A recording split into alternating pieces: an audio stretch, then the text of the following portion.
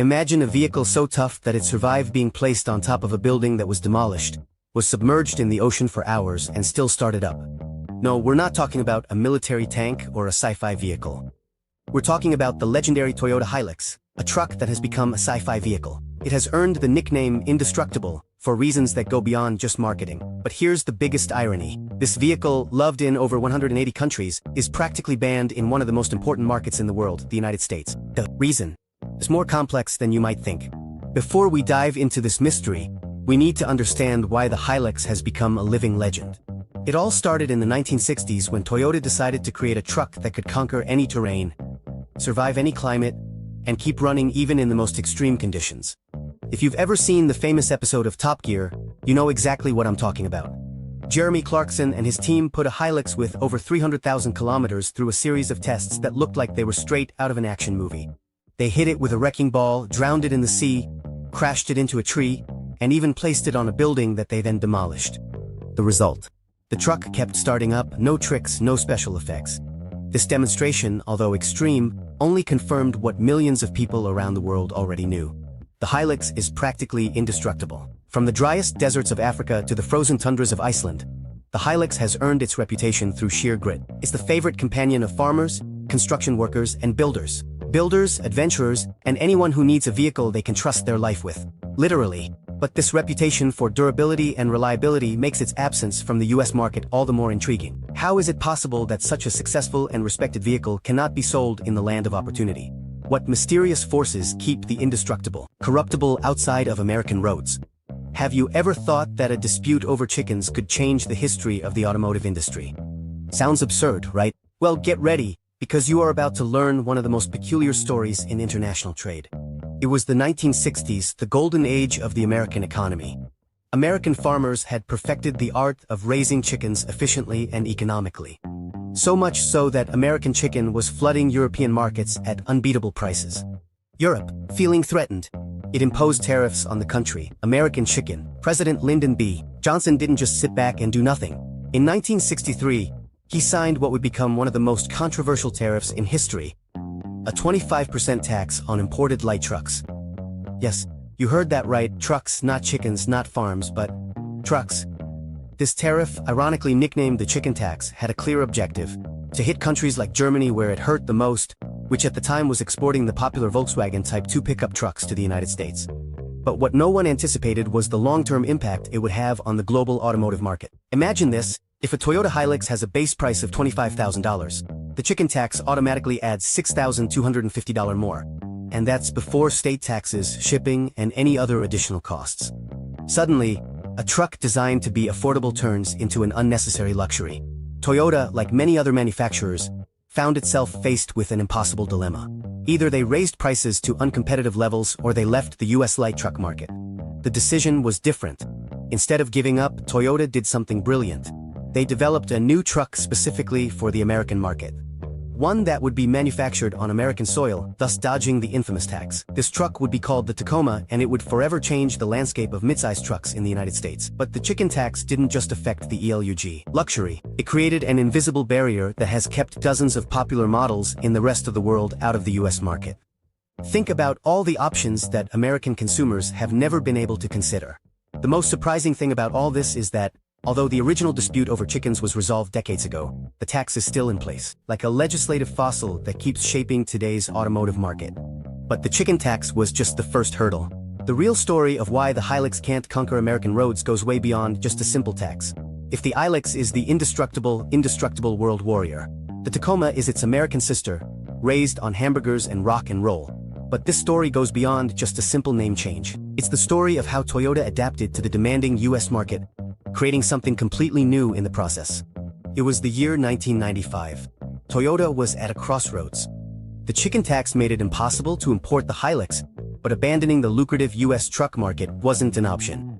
The solution: to create a truck specifically designed to meet American tastes, needs, and regulations. But what makes the Tacoma so different from the Hilux? Imagine two twin sisters raised on different continents. Although they share Toyota DNA, each developed its own personality. The Tacoma was designed with the average American driver in mind. On average, while the Hilux is marketed worldwide, with options for both single and double cabs, the Tacoma went all in on the double cab. What's the reason?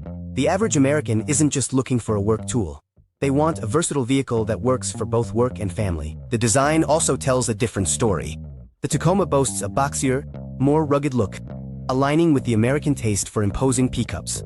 The Hilux, instead, it maintains a more aerodynamic and practical profile, designed for markets where fuel consumption is a primary concern. But the biggest difference is in the interior. The Tacoma is equipped with features that American buyers consider essential. Better soundproofing, more sophisticated entertainment systems, and more refined finishes. The Hilux, while robust and reliable, maintains a more utilitarian focus. As for power, Toyota knew that the American market has an insatiable thirst for large engines, while the Hilux focuses on series engines. Efficient diesels popular in the rest of the world, the Tacoma was developed with powerful gasoline engines, more in line with American preferences. But here's where it gets interesting. The Tacoma not only met expectations, it exceeded them. It became the undisputed queen of mid-sized trucks in the United States, creating its own legend. A different legend from the Hilux, but equally respectable. And while many enthusiasts dream of seeing the Hilux on American roads, the reality is that Toyota has accomplished something extraordinary, creating two distinct vehicles that dominate in their respective fields. Markets. The Tacoma isn't just an Americanized Hilux. It's its own entity, designed and refined for a unique market. But the story doesn't end here, because while the Tacoma solved the chicken tax issue, there was another, bigger obstacle waiting: the strict US safety regulations. And this is where the real controversy begins. The irony is almost poetic: a vehicle famous for surviving the most extreme tests, unable to pass American safety tests. But how can it be that the destructible Hilux has safety issues? In the world of vehicle safety, the United States plays in a different league. It's not enough to be tough, you have to be safe. And this is where the Hilux faces its biggest challenge: the tendency to roll over. Imagine for a moment a winding road. The Hilux, with its higher center of gravity and off-road oriented design, faces a greater risk of tipping over during sudden maneuvers.